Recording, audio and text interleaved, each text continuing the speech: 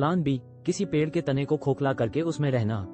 अगली सुबह हिराकू अपने बनाए हुए लकड़ी के कप से अपने झरने का पानी पीता है और फिर अपने अंदर के सर्वाइवलिस्ट को जगाकर मैग्नीफाइंग ग्लास से आग जलाता है। वापस काम पर लगकर वो और जमीन साफ करता है। अपनी ताकत देखकर खुद हैरान होता है।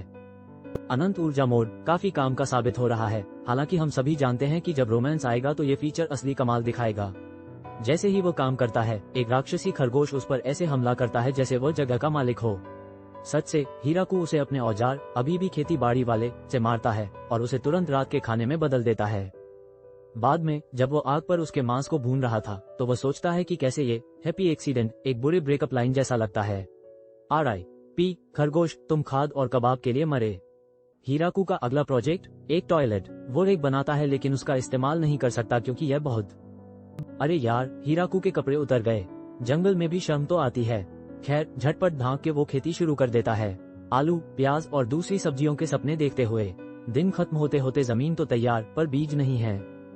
प्लान बी, अगले दिन भोजन की तलाश।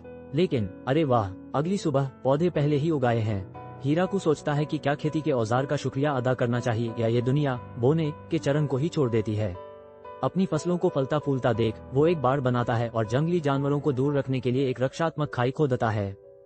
रास्ते में एक और खरगोश का काम तमाम हो गया। हिराकू खेती का बादशाह बनने की राह पर है, या कम से कम सभी खरगोशों का काल।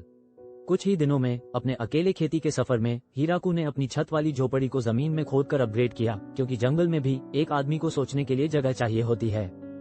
एक दिन उसे अपने घर के पास 2 जंगली कुत्ते दिखाई दिए।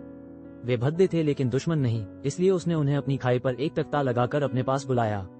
उन्हें कुछ सुअर का मांस खिलाया। बाढ़ कूदने वाले सुअर की बदौलत, जिसने प्रवेश निषेध का बोर्ड नहीं पड़ा, हिराकू ने देखा कि एक कुत्ता गर्भवती है। पता चला ये जोड़ा मैटरनिटी वार्ड ढूंढ रहा था और होने वाली मां को वहीं पर लेबर पेन शुरू हो गया। हिराकू ने एक सज्जन व्यक्ति होने के नाते उन्हें प्राइवेसी के लिए अपनी झोपड़ी दे दी और खुद पेड़ के नीचे रात गुजार ली। क्या मेहमान नवाजी है, एयरबीएनबी को गर्व होगा। अगली सुबह उसे पता चला कि डिलीवरी कामयाब रही। पिल्ले दूध पी रहे हैं, नए माता पिता थके हुए दिख रहे हैं और हिराकू सबसे अच्छे सुअर के मांस के टुकड़े बांटकर खुशी मना रहा है। कुत्तों के जाने की उम्मीद करते हुए हिराकू हैरान रह जाता है जब वो उसके झोपड़ी को अपना घर मीठा घर बना लेते हैं। अंदाजा लगाओ कौन नया घर बना रहा है? हाँ, हिराकू। इस बीच उसके पौधे कटाई के लिए तैयार हैं और उसने अपने खेती के औजार का चीट कोड सीख लिया है। बस फसल के बारे में सोचो और वो जादुई तरीके से उग जाती है। वो उन 2 देवताओं के लिए एक मंदिर बनाता है जिन्होंने उसे ये शक्तिशाली कुदाल दी। भोजन प्रचुर मात्रा में है और बिना नमक के एक फीका खरगोश स्टू बनाने के बाद हिराकू अपने कुत्तों के साथ आराम करता है, जिनका नाम अब कुरो और युकी है।